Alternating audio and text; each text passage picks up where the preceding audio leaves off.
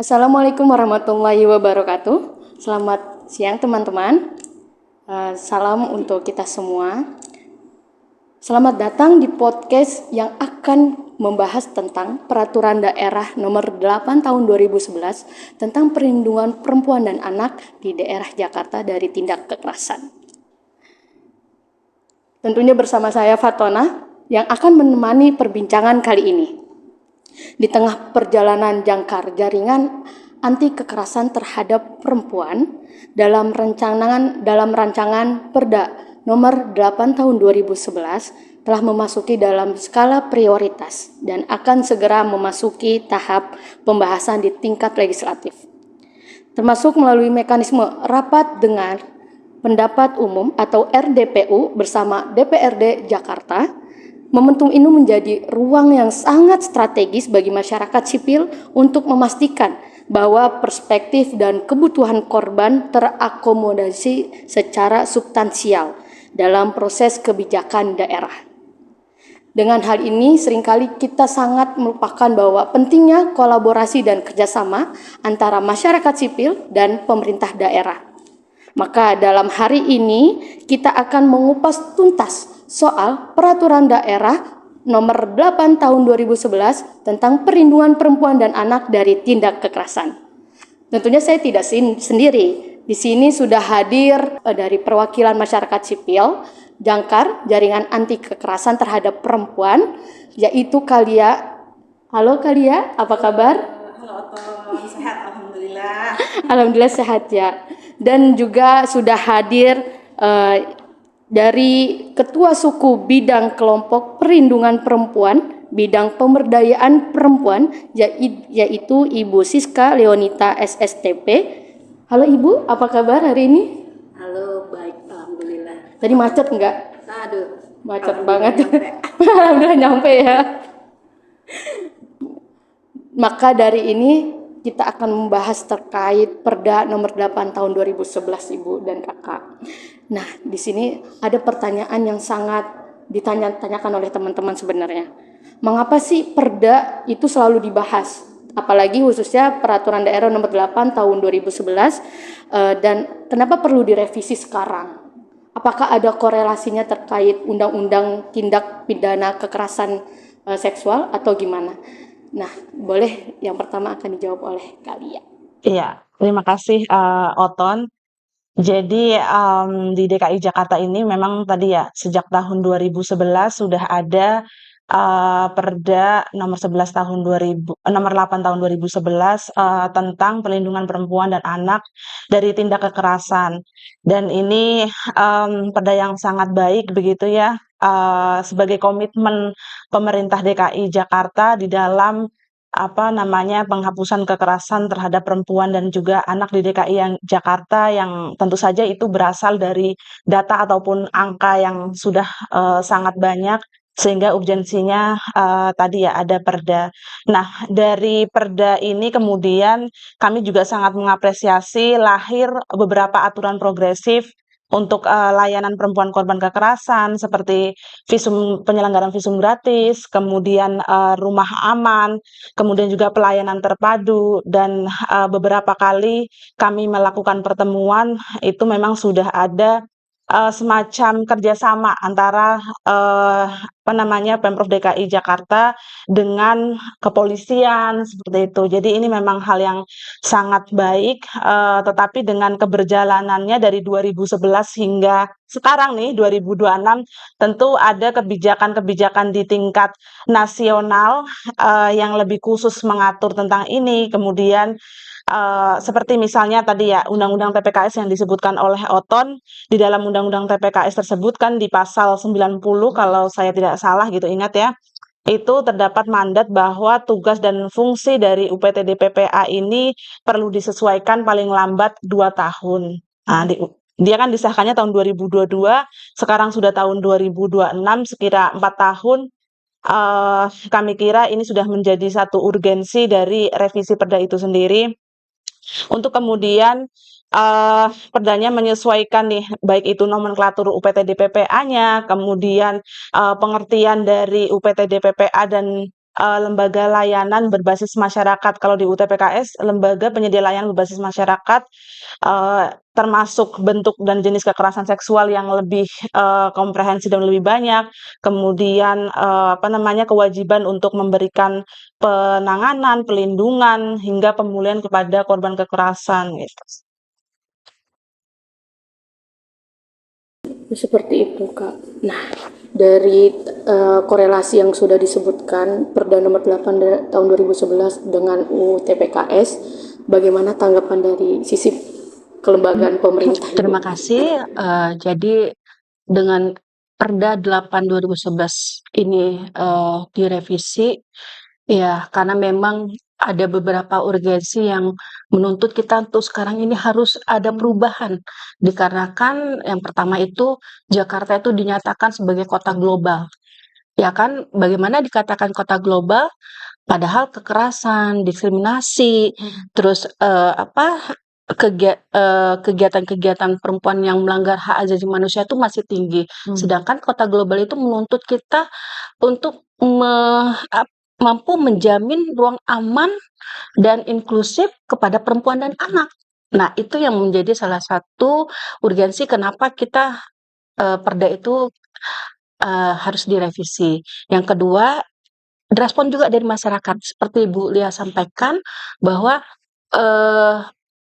harus aturannya harus lebih komprehensif ya Bu ya, untuk biar penanganan kepada perempuan yang mengalami kekerasan itu lebih maksimal dilakukan. Karena Perda 8 itu sendiri untuk sekarang ini memang ya tadi dibilangnya dari 2011 ke 2006 lumayan 15 tahun ya Bu ya, sudah tidak lagi relevan.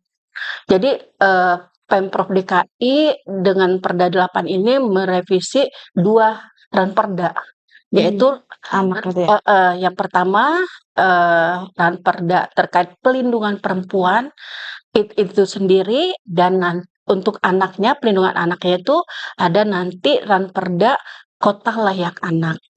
Itu jadi hal-hal itulah yang menuntut kita untuk lebih segera, ayo, karena tuntutan masyarakat begitu tinggi bahwa aturan yang ada sangat minim sekali dalam layanannya kepada masyarakat.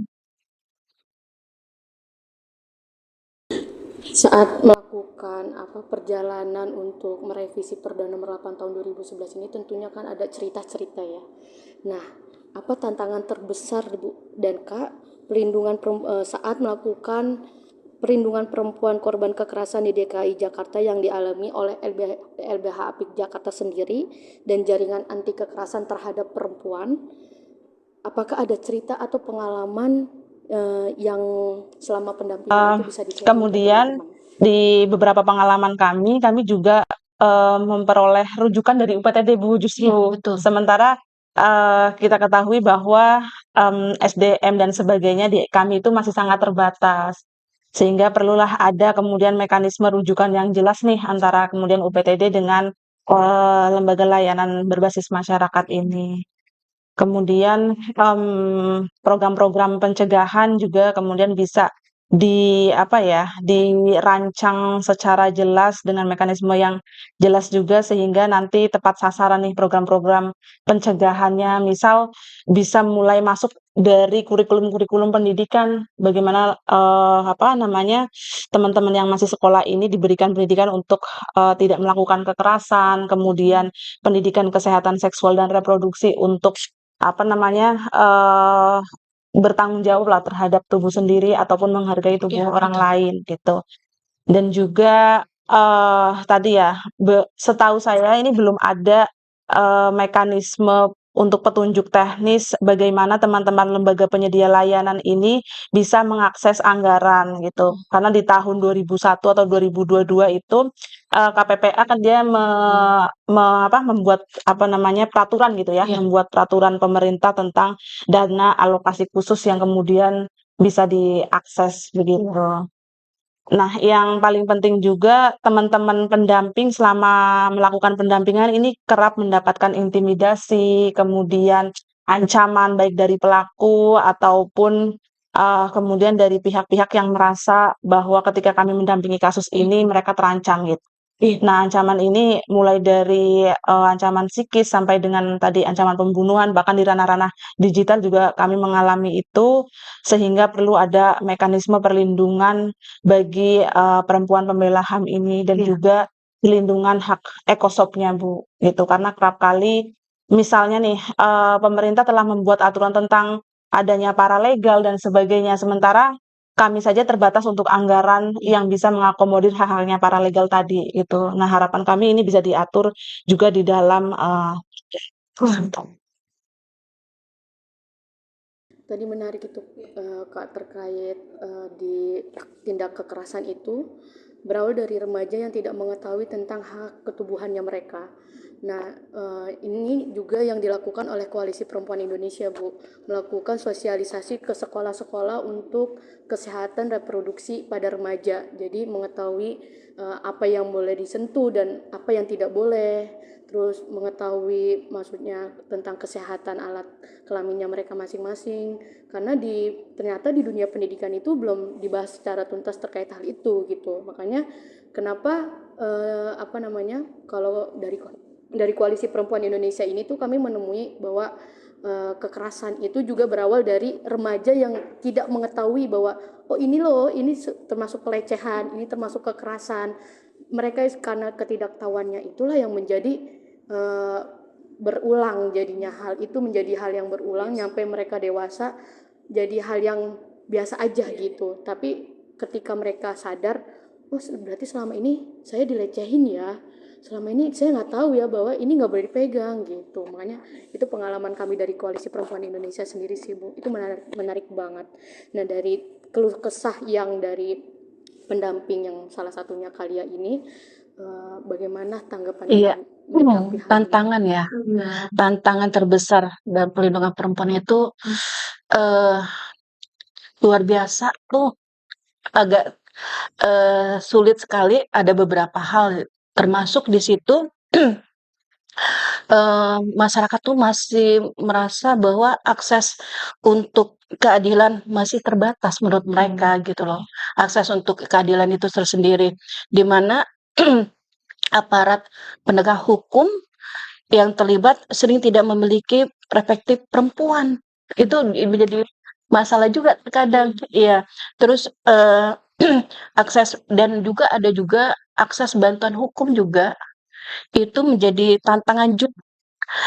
Sementara jumlah lembaga kasus banyak, sedangkan lembaga yang mengadili itu masih sedikit gitu. Terus, masih banyaknya korban juga yang tidak melaporkan karena masih ada stigma. Stigma yang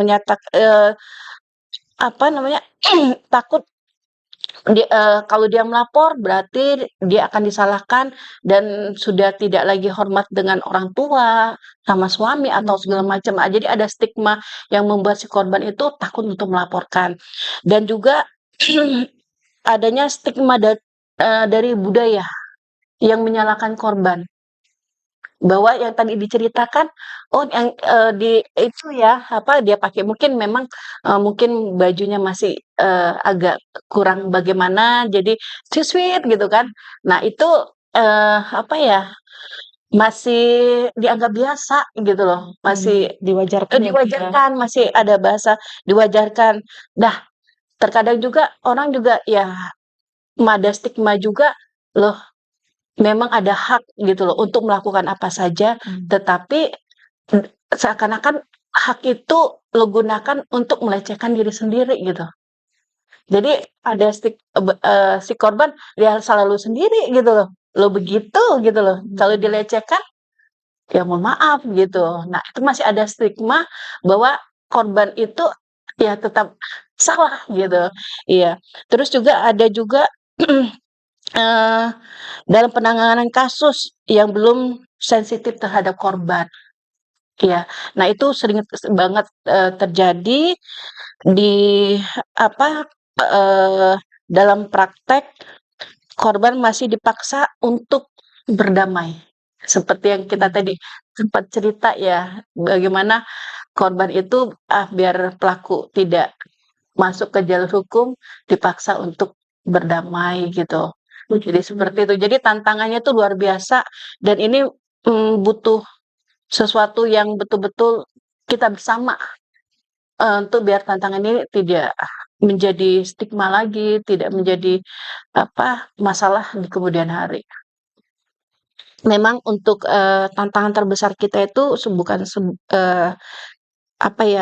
di kita itu kan kita banyak kasus yang terjadi, tetapi kita masih berkutik dengan anggaran gitu loh. Makanya kita pengennya selain dari pemerintah ikut terlibat, dunia usaha pun juga ikut terlibat juga dalam penanganan kekerasan pada perempuan dan anak itu sendiri gitu loh. Dalam bantuan misalnya mereka mensosialisasikan, mengkampanyekan gitu kan, itu kita butuh anggaran. Begitu juga dengan mungkin mereka membuat suatu kegiatan di mana butuh orang-orang seperti Kak Lia ini gitu kan, mereka datang untuk berkolaborasi sama-sama gitu kan.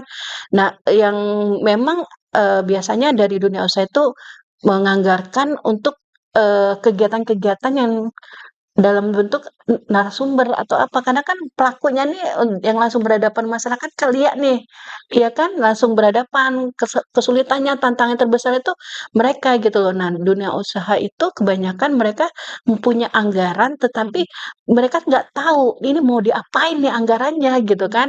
Jadi mungkin di sini di peraturan yang perda yang terbaru ini kolaborasi dengan dunia usaha itu kita buka keran yang besar gitu loh.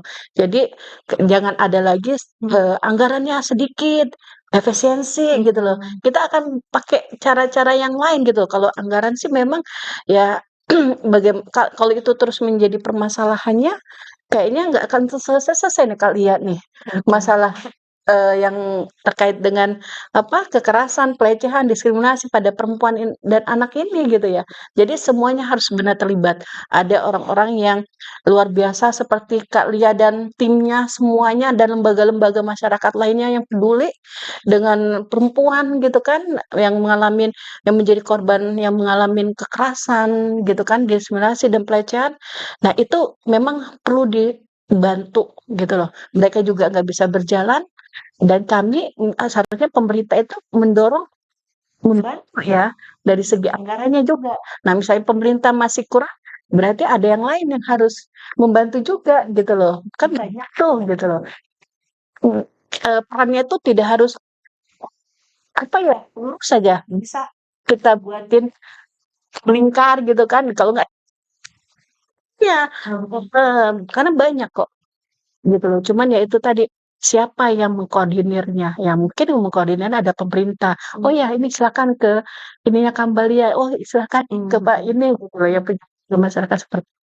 Jadi semuanya berjalan.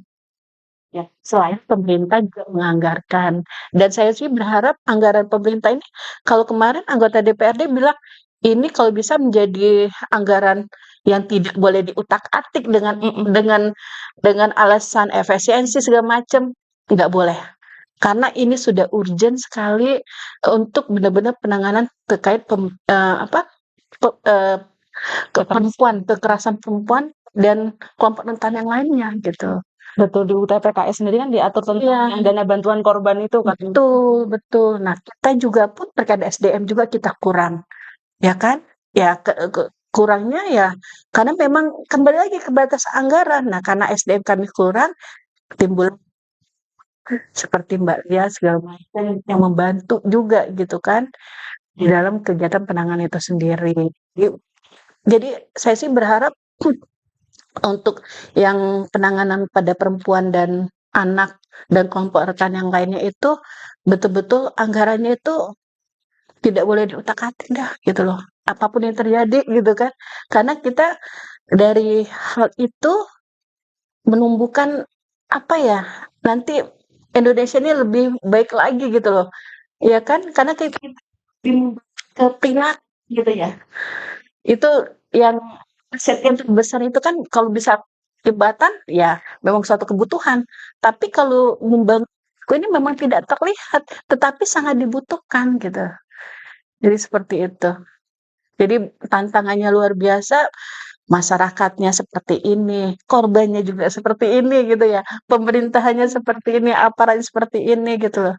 Ya tapi kita tidak menjadi berkecil hati, tetap pemerintah lakukan apa yang harus dilakukan oleh pemerintah, yang teman-teman dari lembaga masyarakat apa yang bisa dilakukan gitu kan, juga dengan perempuan gitu loh. Ya lebih menjaga diri sendiri juga ya. Kembali ya tadi Bisa berdaya gitu ya Bu ya. biar bisa berdaya dan mandiri.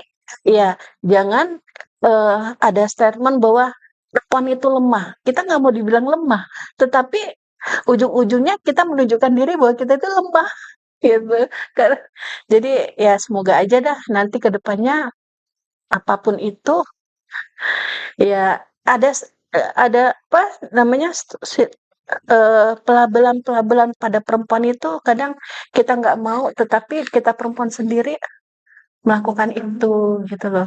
Sebagian perempuan yang lain tuh seperti itu. Tapi ya kembali lagi kita apa semangat kita sendiri dan keluarga. Nah, substansi apa yang harus dipastikan masuk dalam revisi Perda nomor 8 tahun 2011? Apakah ada rekomendasi yang sudah diberikan oleh Jangkar, Jaringan Anti Kekerasan Terhadap Perempuan, yang udah dirancang bersama kemarin-kemarin itu? Iya, jadi Gimana tadi ya, menyambung juga yang dari awal, substansi apa yang kemudian perlu dimasukkan di dalamnya, eee, terkait tadi mekanisme bagaimana pencegahan, kemudian penanganan, perlindungan, sampai pemulihannya itu, kemudian bagaimana juga, layanan-layanan yang tadi itu terintegrasi memang dari awal sudah diberikan oleh masing-masing instansi yang menerima. Misalnya ketika korban datang ke kepolisian. Nah, kepolisiannya sudah menyampaikan nih, ini loh yang menjadi hak-hak, ibu ketika menjadi korban ya gitu, hak atas informasi, kemudian tadi hak atas pelindungannya, untuk dapatkan rumah aman, kemudian, ketika sudah terintegrasi seperti itu, sehingga korban tidak perlu lagi mengulang ceritanya di setiap tahapan dan sebagainya. Kemudian yang menjadi penting lagi adalah, aku melihat dulu ya sebentar. Oke. Nah, ini tadi, penyelenggaraan pelayanan terhadap korban harus berdasarkan kepentingan terbaik bagi korban, non-diskriminasi, kemanfaatan, ketepatan, kemudahan, keterjangkauan, fasilitas dan perlakuan khusus untuk penyandang disabilitas dan juga ODA. Jadi prinsip-prinsip tadi itu harus masuk di dalam, draft revisinya nanti kami harapkan. Teman-teman apa tadi ya, penyandang disabilitas dan ODA juga kayak ketika mereka, melaporkan kasus, seminimal-minimalnya kayak tanyakan, "Kalian butuh apa sih?" Karena masing-masing disabilitas dengan, apa, segala bentuknya itu memiliki kebutuhan masing-masing. Jadi tidak berasumsi si pendampingnya ataupun penyidiknya gitu ya, ini kayaknya kalau, tuli butuhnya hanya juru bahasa isyarat gitu, sementara ada kebutuhan-kebutuhan lain. Kemudian, pastikan standar layanan tadi ada SOP dan menegaskan, pendamping itu di dalam pemberian layanan, menekankan peran sentral UPTD PPA sesuai dengan pres dari turunan Undang-Undang TPKS-nya, kemudian, mekanisme pelayanan Pemda bekerjasama dengan instansi pemerintah dan lembaga swadaya masyarakat atau lembaga penyedia layanan. Karena kita tahu bahwa, dalam penanganan kasus kekerasan ini kan pemerintah juga tidak bisa bekerja sendiri begitu ya, apalagi sekarang dengan wacana efisiensi dan sebagainya, tentu saja ini harus, berkolaborasi, apalagi, bahkan sebelum UPTD didirikan, lembaga layanan ini sudah berdiri jauh sebelumnya. Semisal saja LBH Apik, itu kan sudah ada dari tahun 1995, Oh, itu kan UPTD itu 2000 perubahan dari P2 ke P2 iya, itu ya. sekitar 2011 pasca ada perda ini Iya. gitu. Kemudian ya, diperlukan sinergitas tadi penyelenggaraan bantuan hukum yang diselenggarakan oleh pemerintah daerah. Jadi, mandat di dalam undang-undang bantuan hukum itu seharusnya pemerintah daerah dia kan mengalokasikan anggarannya untuk, penyelenggaraan peraturan daerah terkait bantuan hukum, tetapi sampai saat ini pun Perda Bankum belum juga Ada. disahkan. Bahkan di tahun 2025 itu tidak masuk ke dalam skala prioritas. Ini sangat disesalkan sekali ya. Sementara kalau melihat di LBH Apik Jakarta sendiri aja lah, tahun kemarin kami memperoleh laporan itu 1.200-an Wah. kasus itu. Betul. Dan anggaran dari pemerintah yang pusat melalui Kanwil itu hanya sekitar cukup untuk 10 atau 15 orang. Oh, Sementara kasusnya ada 1000 seribuan. ya, Itu betul. bagaimana dengan 1.000 perempuan lainnya? Sih. Apakah ada rekomendasi yang fokusnya itu ke pendamping, Kak? Karena kan ini kepada korban aja gitu ya. Apakah yang ke pendamping, misalkan pendamping mendapatkan ruang aman saat mereka melakukan pendampingan kah atau Iya, apa betul. gitu Tadi dari berangkat dari rekomendasi tersebut? hambatan ya, karena teman-teman pendamping kerap kali mendapatkan ancaman, intimidasi dan sebagainya. Ya, kami harap ini kemudian masuk di dalam revisi Perda, diatur bagaimana pendamping selain mendapatkan perlindungan secara hukum yang sudah diatur di dalam UTPKS, juga bisa kemudian diberikan hak-hak ekosopnya juga gitu. Dan sekarang pemerintah pun sedang menggodok untuk RUU HAM-nya gitu. Iya. Undang-undang hak asasi manusia. Jadi kayak ya semoga Jakarta bisa jadi contoh gitu. Bahkan dulu kan sebelum ada undang-undang TPKS dengan segala aturan yang harus layanan tadi visum dan sebagainya yang tidak berbayar, Jakarta udah lebih dulu nih gitu. Sudah tidak bayar Sudah lagi ada ya. betul. Nah, dari rekomendasi yang sudah diberikan oleh Jangkar, Bu, melalui perwakilan kalian ini, apakah ada peluang implementasinya? Dan bagaimana proses revisi Perda nomor 8 tahun 2011 ini sudah Iya, sampai mana sih kira-kira, Bu? untuk revisi dari Perda ini sendiri memang sudah ada rancangan Perda Pelindungan Perempuan dan prosesnya sudah paripurna. Pertama, eh, penyampaian oleh Pak Gubernur kepada anggota Dewan yang terhormat. Nanti rencananya besok Senin itu tanggal 11 itu sudah ada jawaban dari para fraksi DPRD ya, dan sudah ada tahap-tahapannya, dan insya Allah tahun ini ya yang tadinya rancangan betul-betul sudah ketok palu menjadi Perda Peraturan Daerah Pemprov DKI Jakarta. Ya, semoga bisa mewakili keluh kesahnya teman-teman. Iya, semakin baik. Semoga semakin baik dengan adanya peraturan daerah ini. Dan kalau udah ada peraturan daerah yang diketok palu dan sesuai dengan kebutuhan korban maupun pendamping, jadi kita yang menangani pun juga nggak takut-takut gitu loh, Bu. Karena di lapangannya itu sebenarnya ketika menangani korban, sebenarnya bukan karena kita nggak mau nangani secara detailing, tapi kadang-kala kita juga bingung sebagai pendamping itu, apakah kita juga akan mendapatkan ruang aman juga gitu.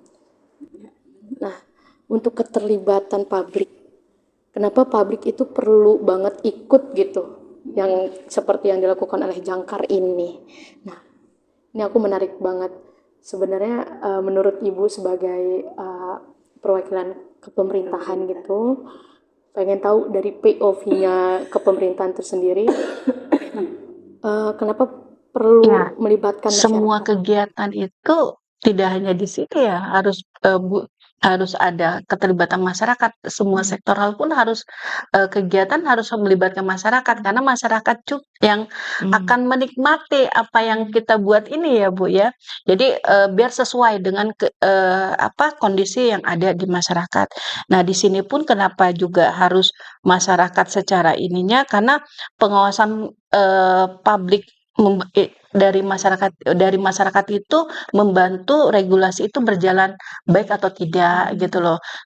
Nanti apakah memenuhi, apakah akan ada lagi seperti evaluasi gitu ya, yang membuat peraturan gubernur yang bisa melengkapi dari peraturan yang ada gitu loh, melengkapi dari Perda itu sendiri.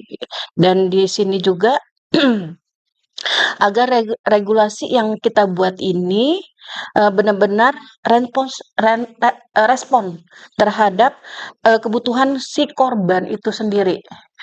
Jadi kita butuh publik untuk juga bisa menyampaikan bahwa ini loh yang menjadi kebutuhan korban gitu. Karena kan semakin banyak orang yang berpikir membantu menambahkan bisa memaksimalkan dalam pelayanan itu sendiri.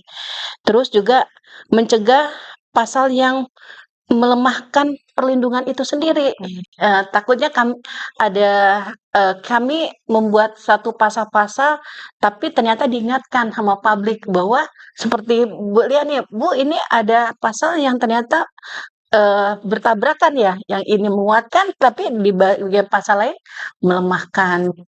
Jadi saling mengingatkan di dalam pembuatan rancangan itu sendiri. Terus pelayanan terpadu lintas sektoral. Pelindungan perempuan dilaksanakan melalui pengembangan layanan terpadu sektoral, peraturan daerah, perkuat peran dan fungsi pemerintah, koordinasi unit kerja masing-masing. Jadi sektoral terkait itu harus juga lebih maksimal lagi dalam pemenuhan penanganan kekerasan pada perempuan. Itu kenapa harus dipastikan kenapa publik itu perlu ikut mengawal revisi ini. Jadi mohon bantuannya Bu Lia bersama timnya Teman-teman dan Jakar. teman-teman yang lainnya, tolong dikawal betul untuk revisi Perda ini.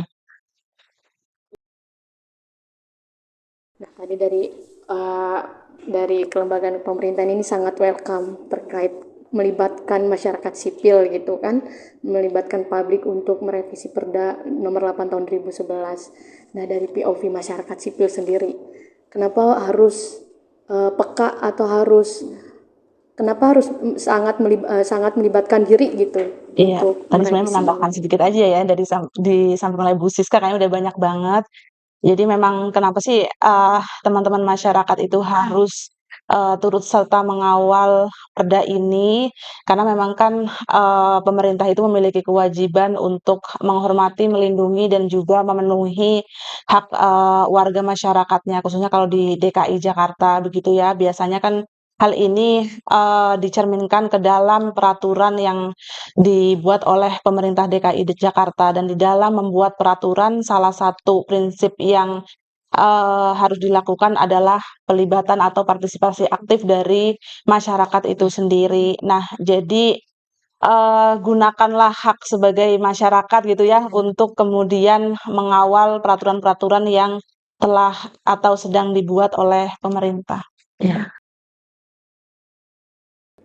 Bu, mungkin biarin teman-teman juga tahu sebagai pemerintah sendiri, perwakilan pemerintah sendiri, bagaimana cara mengadu ketika mendapat pelecehan atau kekerasan gitu. Apakah ada langkah-langkah khusus? Kalau jadi apa? kalau misalkan ada masyarakat yang merasa dilecehkan, mendapatkan kekerasan, kita kan sudah punya banyak kanal ya, banyak posko-posko pengaduan seperti pos sahabat perempuan dan anak, pos SAPA yang ada di 44 kecamatan. Di Transjakarta juga sudah ada di beberapa terminal MRT itu sudah banyak sekali dan juga bisa korban telepon ke eh, hotline kami di 0812 176 176 22 itu bisa atau mereka bisa langsung ke PPPA kami langsung di daerah Pulau Gadung. Nah, di daerah Pulau Gadung, di situ bisa ini banyak kok yang bisa diinikan gitu loh. Dan kita juga punya dasawisma sebetulnya yang 10 sampai 20 rumah yang ada. Itu merupakan bagian dari kami juga dari Dinas PPAPP bisa yang bersangkutan kalau misalnya nggak enak itu dia bisa menyampaikan kepada siswa nanti dasawisma juga bisa langsung menyampaikan ke kami melalui dan kami akan menghubungkan ke PPPA kami. Berarti udah banyak banget ya sebenarnya banyak kanal sekali, pengaduan yang bisa diberikan ya, Banyak, yang banyak bisa sekali. diakses oleh teman-teman. Jadi kalau misalkan kiranya teman-teman melihat ataupun merasakan, jadi gak usah sungkan ya Bu ya untuk melapor ya. Karena ini sudah terbuka juga dari pemerintahan sudah menyediakan. Jadi untuk teman-teman tinggal menyediakan keberanian untuk melaporkan gitu ya Bu ya. Nah, sebelum kita menutup perbincangan kali ini, saya ingin tahu nih atau setidaknya memberikan closing statement untuk teman-teman. Eh, harapan harapan kami dengan direvisi Perda 8 2011 ini bisa menjawab kebutuhan dari korban dari kekerasan perempuan dan anak. Dan kami juga berharap ada payung hukum yang jelas eh, terkait dengan penanganan kekerasan pada perempuan dan anak itu sendiri juga, hingga penanganannya pun jadi jelas juga, nggak salah-salahan, ya kan? Dan tim pelayanan pun jadi maksimal. Dan saya berharap perempuan-perempuan juga kalau misalnya seperti tadi mengalami kekerasan ataupun diskriminasi atau pelecehan, jangan takut untuk berbicara. Ya, kalau bukan kita lagi perempuan yang untuk yang berbicara, siapa lagi yang akan membantu kita gitu loh. Nah, kalau perempuan sudah berbicara, bukan berarti laki-laki tidak boleh bicara. Tapi kalau laki-laki sudah berbicara, aman sudah. Aman sudah. Jadi ya kita berharap semua unsur masyarakat, pemerintah betul-betul dengan adanya revisi Perda ini kita bisa menjawab semua permasalahan terkait dengan kekerasan, diskriminasi ataupun apapun pada perempuan ataupun kelompok rentan yang lainnya. Jangan takut bicara. Jangan takut bicara. Gimana? Oke, untuk Iya. Arya gimana untuk statement? Kami kira perubahan Perda ini merupakan titik krusial gitu ya bagi pemenuhan akses keadilan terhadap perempuan agar kemudian bebas dari yang namanya kekerasan terhadap perempuan.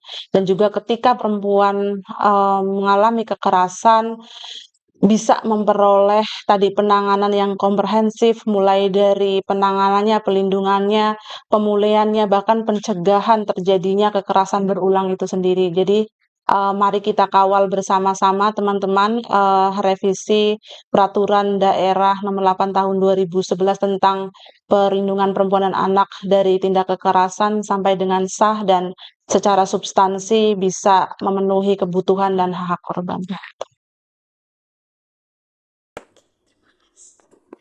Oke teman-teman semuanya, podcast kali ini membuktikan bahwa ruang terbuka untuk dialog antara masyarakat sipil dan pemerintah. Maka dari itu, mari kita ciptakan ruang aman dan nyaman bersama. Jangan sampai kita tidak bersuara ketika melihat kekerasan. Dan terima kasih untuk Ibu yang sudah hadir. Terima kasih kalian yang sudah hadir. Sudah diundang. Terima kasih. Semoga tidak bosan untuk terus bersuara dan tidak sungkan juga untuk memberikan ekspresinya untuk kalian sebagai masyarakat sipil. Sampai jumpa di podcast selanjutnya. Assalamualaikum warahmatullahi wabarakatuh.